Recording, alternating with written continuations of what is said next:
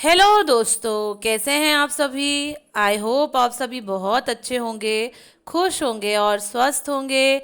एक बार फिर आप सभी का आपकी अपनी खुशबू इंदौरी चैनल में बहुत बहुत स्वागत है। जैसा कि आपको पता है कि मैं मेरे फ्रेंड के घर में एंजॉय कर रही हूँ, तो मॉर्निंग का समय है और मैं लगी हूँ काम में। मैंने पूरे रूम की क्लीनिंग कर दी है। अब मैं मॉपिंग कर रही हूँ, जिससे रूम एकदम अच्छा सा जगमग जगमग हो जाए, अच्छा साफ साफ हो जाए। मेरी फ्रेंड किचन में कुछ तैयारी कर रही हैं।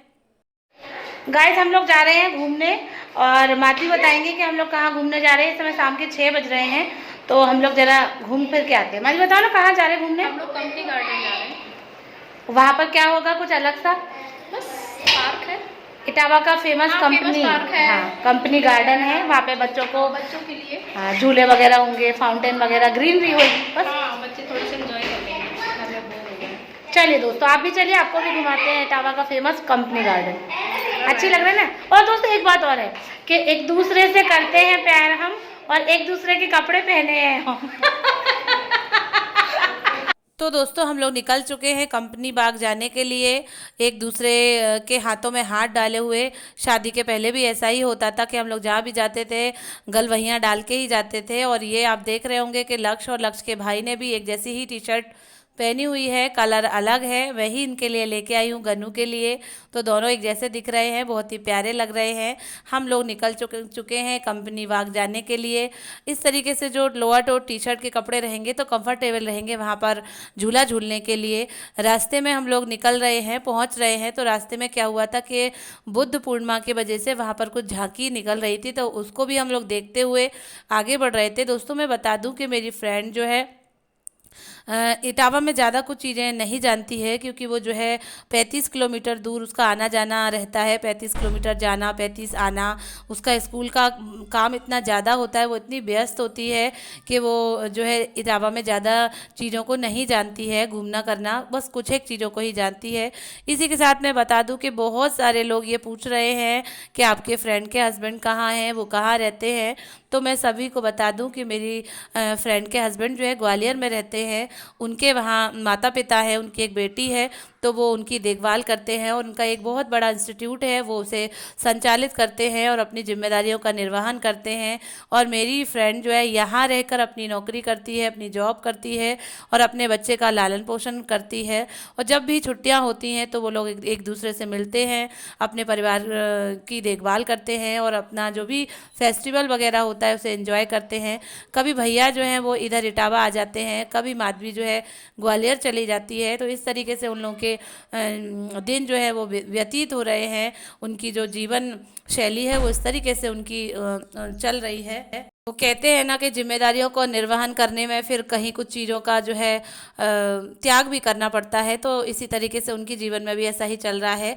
बच्चे गार्डन में आ चुके हैं, खूब इंजॉय कर रहे हैं। आते से ही झूलों पे झूलने लगे, जो कि बच्चों के लिए ही स्पेशल लगाए जाते हैं। आप देख रहे होंगे कि लक्ष्य और लक्ष्य के भैया यानी गनू जिनका नाम है, वो खूब अच्छे से मस्ती कर रहे हैं। शीशा झूले पे भी झूला जा रहा है और बाकी ये लटकने वाला जो झूला है इस पर भी खूब इंजॉय करा जा रहा है।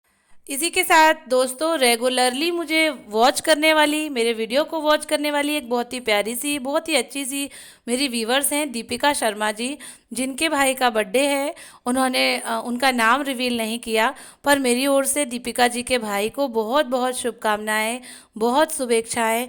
ईश्वर करे उनके जीवन में अनंत खुशियाँ आएँ और वो सफलता की ऊंचाइयों पर चढ़ते जाएं। ऐसी खुशबू इंदौरी की शुभकामनाएं हैं।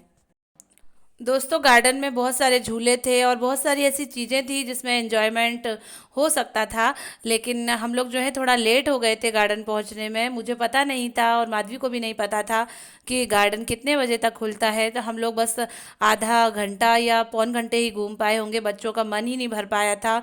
और फिर वहाँ से गार्ड जो है बोलने लगे थे कि अब गार्डन खाली करो, बंद होने का समय हो गया है। हालांकि हमारे इंदौर में तो इससे भी कई बेहतर और बहुत सुंदर सुंदर गार्डन होते हैं, लेकिन इटावा के हिसाब से ये भी गार्डन बहुत ही अच्छा था, बहुत ही सुंदर था। जहाँ जैसा होता है उसी को ही अच्छा माना जाना चाहिए और उसी को ही अच्छा लगना चाहिए। तो मेरे हिसाब से तो ये चीज़ भी बहुत ही अच्छी थी। और बाकी चीज़ें भी हम लोग घूमेंगे, लेकिन धूप और गर्मी बहुत ज़्यादा है, इसलिए जो है ज़्यादा कुछ घूम नहीं पाए। लॉयन सफारी की भी बात हो रही थी, लेकिन मेरी फ्रेंड अकेली है। कोई और बड़ा साथ में होता है, जेंट साथ में होता है तो थोड़ा सही भी लगता है। बच्चों का साथ है तो थोड़ा अलग बात होती है। हालांकि उसने कहा भी था, लेकिन धूप के चक्कर में कहीं जाना हो नहीं पा रहा था। बच्चों का साथ है, बच्चे बीमार ना हो जाए, इसी चक्कर में मैंने कहा मैं तो तुम्हारे घर ही रहूँगी और तुमसे ही ढेर सारी बातें करूँगी, घूमना करना तो हो ही जाएगा। इसी के बाद फिर हम लोग जो है मार्केट गए थे। मार्केट में कुछ सामान लेना था, कुछ चीज़ें लेनी थी। और माधवी जो है झूठ बोल के लेके गई थी कि मुझे कुछ लेना है स्कूल से संबंधित। तो हम लोग भी पहुंच गए, पर वहां जाके पता चला कि उन्होंने लक्ष्य को एक अच्छा सा बढ़िया सा ड्रेस दिलाया है, जो कि लक्ष्य की ही पसंद का है, जिसमें लक्ष्य ने ही अपनी पसंद और अपनी हामी भरी है। मुझे बोलने भी नहीं दिया गया है कि क्या ले रहे हैं क्या नहीं ले रहे हैं। तो बोलती है कि मैं मौसी हूँ तो मैं तो दिला ही सकती हूँ। मैं दोस्तों आपको दिखाऊंगी, रिवील करूंगी कि माधवी ने लक्ष्य को कैसा ड्रेस दिलाया है। बहुत ही सुंदर सा और प्यारा सा ड्रेस है। गाइस इस समय हम लोग इटावा की famous shop Ramu dosa shop के आए हैं और ट्रेन जो है वो माधवी की तरफ से है। सारी शॉपिंग मेरी फ्रेंड ने करवाई है। अब घर जाके हॉल वीडियो बनाऊंगी, मैं आपको सब दिखाऊंगी कि क्या क्या लिया है। और आज दोनों ने एक जैसी टी शर्ट पहन रखी है, तो बहुत मस्ती की है गार्डन में, बहुत एंजॉय किया है। अब हम लोग को बहुत तेज़ भूख लग रही है तो हम लोग आए हैं रामू डोसा शॉप की। नाम तो बहुत सुना है, अब टेस्ट करके देखते हैं ना। बहुत अच्छा डोसा है गाइस। अच्छा आपने खा लिया क्या? नहीं बात देखना चाहिए, अच्छा लग रहा है।